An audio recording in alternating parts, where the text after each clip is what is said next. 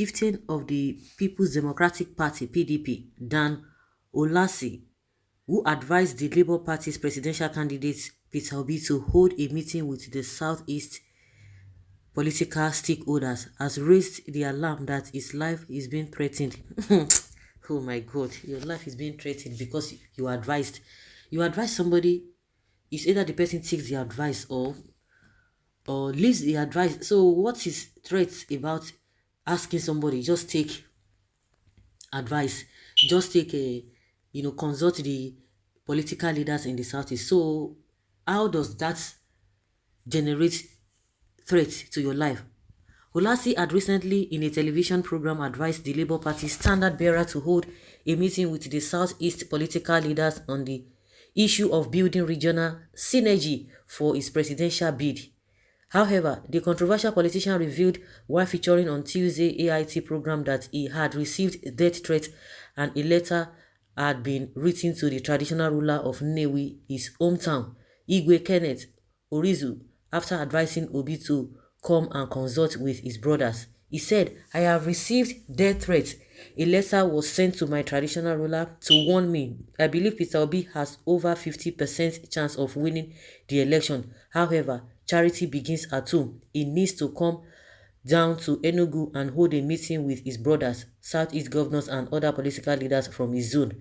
Although he said that he doesn't believe that Peter Obi is not support Obi in not Peter Obi is not support of such threats, as the presidential candidate has promised to meet with Igbo leaders as he, Ulasi, advised.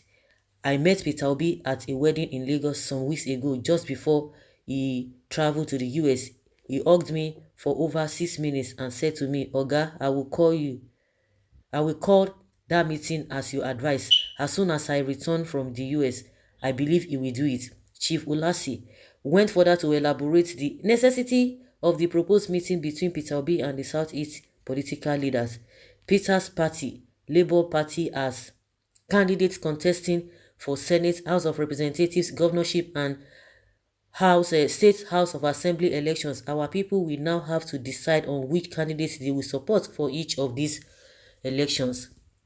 Again, usually the Southeast gives about 80% of its vote to the PDP. If that vote is now going to the Labour Party because of Obi, he should be able to convince our political leaders about what he has done in the Southwest and North, so that votes which will be lost by the PDP will not be doing the All Progressives Congress APC a favor. Despite our governors and other political leaders being in different parties, I don't see why they can't support Obi if they want to. After all, the Southwest governors are doing same for Tinubu, and the northern governors for Atiku. This man don't change man too. So I don't understand. If Peter Obi has told you that he's going to do this, he's going to do that according to what you advise, so who is not threatening you? Well, maybe other people, maybe because this man is beginning to make a U-turn, because initially he was just attacking Obi. He didn't tell us that Obi has a 50 chance of winning the election. He never said so, but all of a sudden he said, oh, he has to come and consult the elders and the political whatsoever. So I don't understand those who are threatening him. Is it because he's trying to support Obi, or is the Obi people that are trying to threaten him?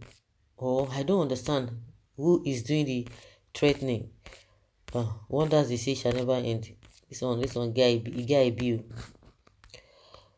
Well, I do respect Chief Dan Ulasi for his deep sense of reasoning. Dan has political telescope that has long range projection. Those who cannot see far beyond their noses politically misconstrued his political analysis.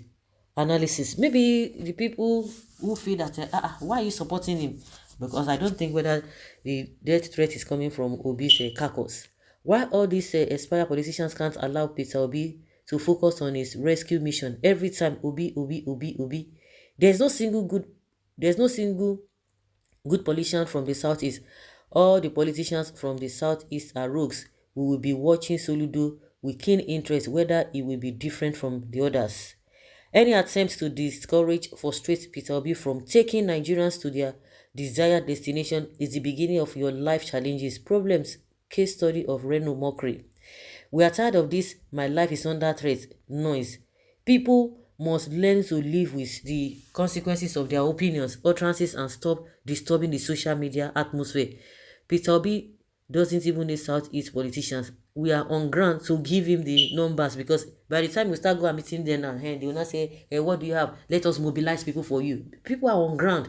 So he doesn't need all these politicians. If they want to support, fine. But before you know it now, they want to take glory, because they are already made people who are ready to vote for this man. So he doesn't need anybody to go and persuade the citizens.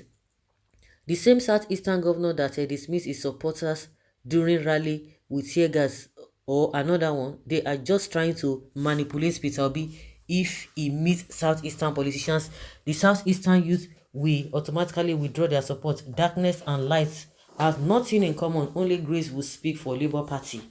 This man never speak good of Obi since I know him than Ulasi. He has not. I just believe that all of them are having a kind of rethink, because as the day breaks, as the day goes by, they are beginning to see the handwriting. Because it is all this structure they are talking about. It is the people where you already have a already made available people on ground. You don't need anybody to say, oh, let me give you this, let me induce these people. Because meeting them, of course, just go and greet them. Okay, this is what we want and all of that. But is everybody expecting him to drop shishi so that I will go and mobilize you? He's not going to do it. Because at the end of the day, they will not be holding ground. If he wins, they will not be saying, hey, you have to do this for us. I'm part of this. Because all of them are running away. But let's see how it goes before December and see what happened. When he's a rogue, he wants to be noticed. Southeast politicians are the most useless in Nigeria. The way Peter Obi stand up to go presidential election without informing you people is the way he's going to win it without you people. Okay? One with God is with majority. Not a bad advice though.